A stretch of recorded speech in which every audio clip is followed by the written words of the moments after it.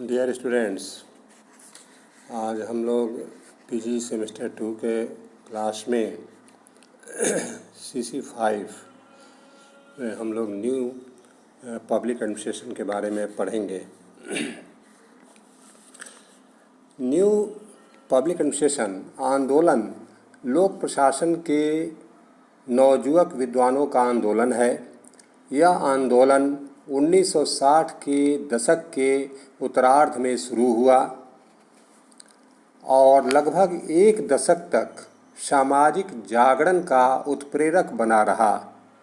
नवीन लोक प्रशासन शब्द का प्रयोग लोक प्रशासन विषय के लिए नई दार्शनिक दृष्टि का बोध कराने हेतु किया गया। लोक प्रशासन के उद्भव एवं विकास के चौथे चरण में जो लोक नीति के विश्लेषण हेतु सामाजिक विज्ञानों से सामान्य सरोकार विकसित करने का काल भी जाना जाता है। इस दरमियान राज्यों ने अधिक से अधिक कल्याणकारी कार्यक्रमों को बनाना शुरू किया। इससे लोक प्रशासन के क्षेत्र में चल रही संक्रमण की स्थिति की जगह नई नई नीतियों के अध्ययन की प्रवृत्ति ने जोर पकड़ा। डॉक्टर एस एल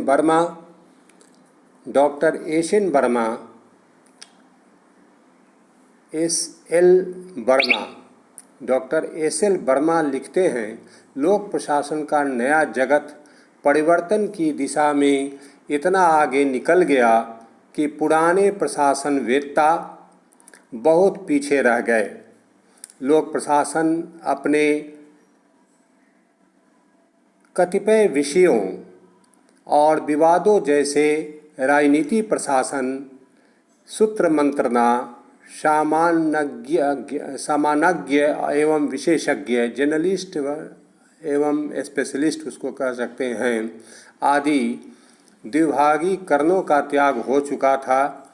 लोक प्रशासन अब कार्यरत प्रशासन, जिसको कि फंक्शनल एडमिनिस्ट्रेशन भी कह सकते हैं, बन चुका था।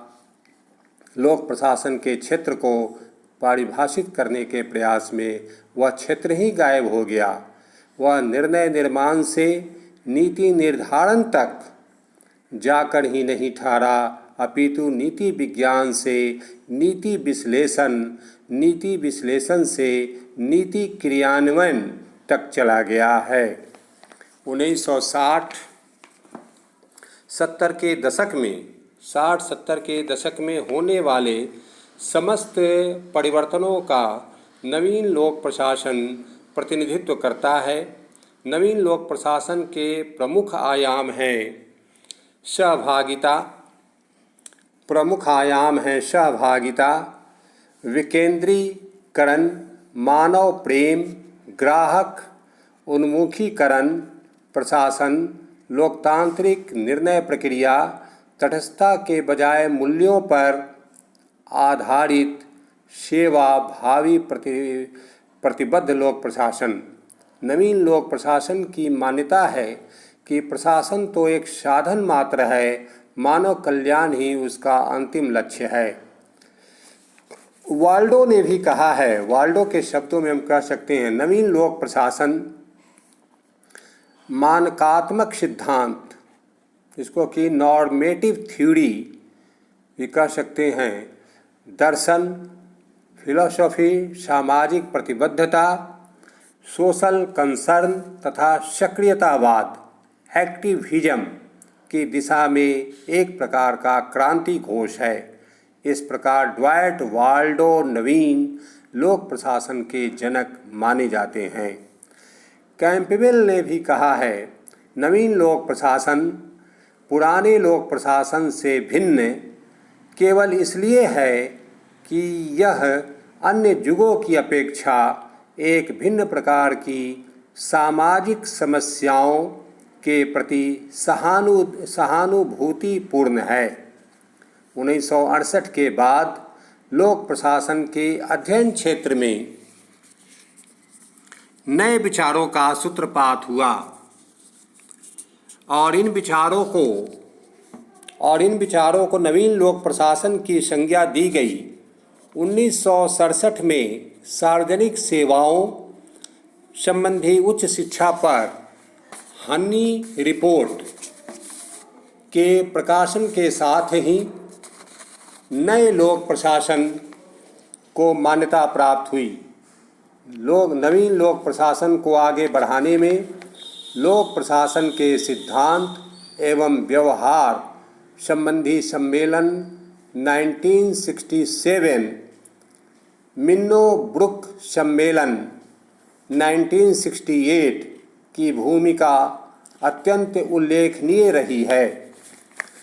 नवीन लोक प्रशासन हनी प्रतिवेदन 1967 की बात करें तो सिराक्रूज विश्वविद्यालय के प्रोफेसर जॉन सी हनी को लोक प्रशासन की अमेरिकी सोसाइटी ने अमेरिकी विश्वविद्यालयों में लोक प्रशासन के स्वायत्त विषय के रूप में अध्ययन की संभावनाओं पर अपने प्रतिवेदन प्रस्तुत करने को कहा।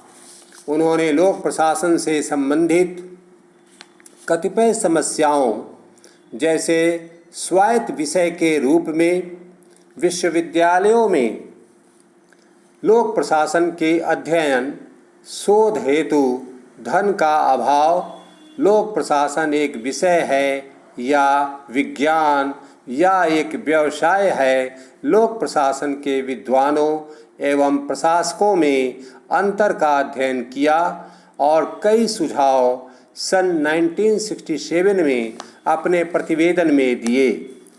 उनके सुझाव इस प्रकार हैं। नंबर 1, लोक प्रशासन के क्षेत्र को व्यापक बनाया जाए।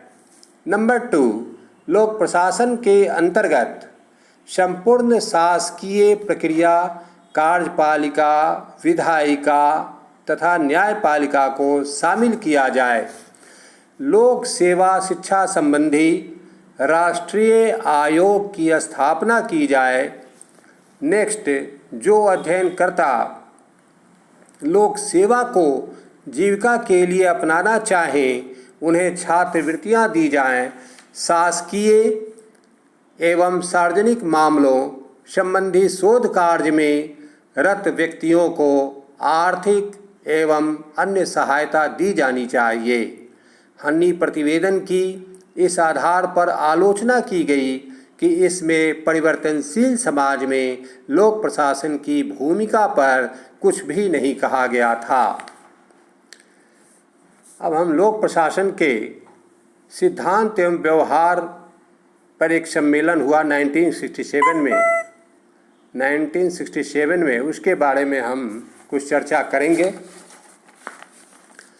अमेरिका की राजनीतिक और सामाजिक विज्ञान संस्था American academy of political and social sciences ने दिसंबर 1967 में जेसी चार्ल्सवर्थ की अध्यक्षता में लोक प्रशासन के सिद्धांत और व्यवहार, क्षेत्र, उद्देश्य एवं विधियाँ, theory and practice of public administration, scope, objective and methods विषय पर विचार विमर्श हेतु फिलाडेल्फिया में एक सम्मेलन आयोजित किया गया, जिसे फिलाडेल्फिया सम्मेलन के नाम से भी जाना जाता है। इस सम्मेलन में निम्न निष्कर्ष प्रस्तुत किए गए। नंबर 1, लोक प्रशासन के क्षेत्र को स्पष्ट करना कठिन है। नंबर 2, लोक नीति और लोक प्रशासन का विभाजन गलत है। लोक प्रशासन नंबर 3 में लोक प्रशासन एवं व्यवसाय प्रशासन का प्रशिक्षण अलग अलग ढंग से होना चाहिए। नंबर 4, लोक प्रशासन का अध्ययन मनोवैज्ञानिक, समाजशास्त्रीय पहलुओं के आधार पर करना चाहिए। नंबर 5, लोक प्रशासन को राजनीति विज्ञान से पृथक अनुशासन माना जाना चाहिए। नंबर 6, लोक प्रशासन में पद सोपानीय व्यवस्था को समाप्त कर देना चाहिए। नंबर 7, भावी लोक प्रशासकों को व्यावसायिक प्रशिक्षण केंद्रों में प्रशिक्षित किया जाना चाहिए। नंबर 8, समाज में व्याप्त सामाजिक आर्थिक असमानताओं को दूर कर समता एवं नैतिकता के मूल्यों पर जोर देना चाहिए। नंबर 9, लोक प्रशासन के दोनों सिद्धांत आदर्शात्मक प्रशासन सिद्धांत एवं विश्लेषणात्मक सिद्धांत अव्यवस्थित हैं। नंबर 10, राज्य की नौकरशाही को विकासात्मक भूमिका का सृजन करना चाहिए तथा परंपरागत रूढ़िवादी प्रशासन को लचीला बनाना चाहिए। इस सम्मेलन में लोक प्रशासन के दर्शन पर लंबी बहस हुई। कुछ चिंतकों ने इसे प्रशासन का तो कुछ ने इसे समाज का अंग माना। अंततः इस सम्मेलन में भी लोक प्रशासन का नवीन स्वरूप निर्धारित नहीं किया जा सकता।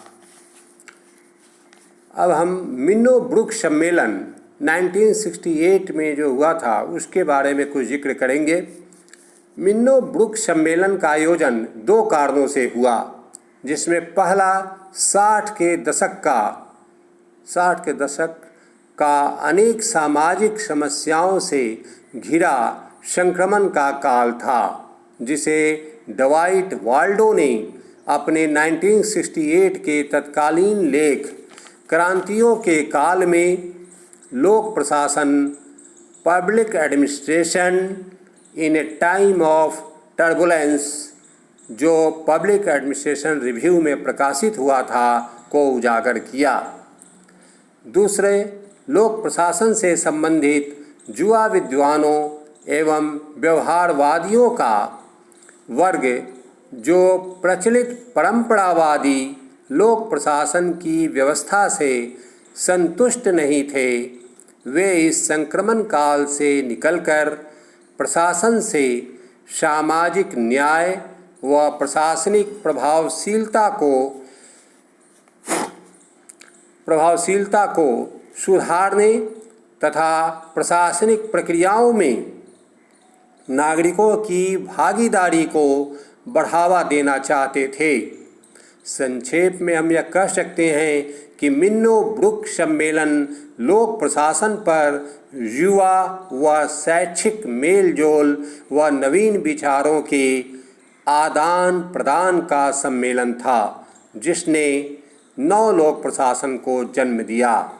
मिन्नो ब्रुक सम्मेलन के बाद लोक प्रशासन के नए क्षितिजों का परिसीमन फ्रैंक मेडिनी द्वारा सन 1971 में संपादित पुस्तक नवीन लोक प्रशासन की ओर मिन्नो ब्रुक आकलन towards a new public administration Minnowbrook perspective में किया गया। इसके मुख्य अध्ययन बिंदु थे सहभागिता, विकेंद्रीकरण, मानवता के प्रति प्रेम एवं विश्वास तथा सामाजिक समता। अब हम लोग कुछ नवीन लोक प्रशासन की विशेषताओं की चर्चा करेंगे, जो इस प्रकार है। मिन्नो ब्रुक सम्मेलन तथा फिलाडेल्फिया सम्मेलन में अभिव्यक्त विचारों के आधार पर नवीन लोक प्रशासन की निम्नलिखित विशेषताएं स्पष्ट होती हैं। उदाहरण के लिए नंबर 1, नवीन लोक प्रशासन तथा निजी प्रशासन के मध्य अंतर को स्वीकार नहीं करता। नंबर 2, नवीन लोक प्रशासन राजनीति और प्रशासन के विभाजन को स्वीकार नहीं करता। नंबर 3, नवीन लोक प्रशासन संगठन में उसकी यांत्रिकता की अपेक्षा मानवीय व्यवहार और मानवीय संबंधों को अधिक महत्व देता है। नंबर 4, नवीन लोक प्रशासन तीसरी दुनिया के अध्ययन और उसकी प्रशासनिक समस्याओं पर बल देता हुआ अंतर्राष्ट्रीय प्रशासन में सिद्धांत का समर्थक है। नेक्स्ट नंबर 5, नवीन लोक प्रशासन परंपरागत उपागमों और व्यवहारवादी उपागम को अस्वीकार करता हुआ उत्तर व्यवहारवादी उपागम पोस्ट बिहेवियरल अप्रोच तक जा पहुंचा है। यह परिवर्तनशील वास्तविकता का समर्थक है। नेक्स्ट नंबर 6, नवीन लोक प्रशासन परिस्थिति की इकोलॉजिकल और पर्यावरण इन्वायरमेंट के अध्ययन पर अधिक बल देता है। यह इस बात को स्वीकार करता है कि नवीन लोक प्रशासन के अनेक सिद्धांत विज्ञान की कसौटी पर खड़े नहीं उतरते। कुछ विचारक नवीन लोक प्रशासन को प्राचीन लोक प्रशासन का भाग ही मान लेते हैं। गोलम्ब्यूस्की ने कहा है कि यह शब्दों में क्रांति व उग्रवाद है, पर तकनीक अथवा कौशल में अधिक से अधिक यथापूर्व स्थिति ही है। इस प्रकार निष्कर्ष में हम कह सकते हैं कि नवीन लोक प्रशासन मानवीय चिंताओं पर जोर देता है और विकेंद्रीकरण, जन सहभागिता, सामाजिक समता और ऐसे ही अन्य सामाजिक गुणों पर जोर देता है। नव लोक प्रशासन का सार तत्व सैद्धांतिक विचारधारा, दर्शन, सामाजिक चिंता तथा सक्रियतावाद की दिशा में एक प्रकार की प्रगति है। फ्रेडरिक्सन के अनुसार नवीन लोक प्रशासन की नवीनता वस्त्रों के बुनने के नवीन तरीकों में है, न कि उस धागे में जो उसके बुनने के लिए प्रयोग में लाया गया है। और इसकी नवीनता इस तर्क में है कि किस प्रकार इस वस्त्र का उपयोग किया जाए। लोक प्रशासन के मुख्य मूल्य प्रतिनिधियात्मक, राजनीतिक तटस्थता, कुशलता एवं कार्यपालिका नेतृत्व है। अब ये न्यू पब्लिक एडमिनिस्ट्रेशन हो गया है। अब नेक्स्ट क्लास में हम लोग कोई दूसरा टॉपिक पढ़ेंगे। धन्यवाद।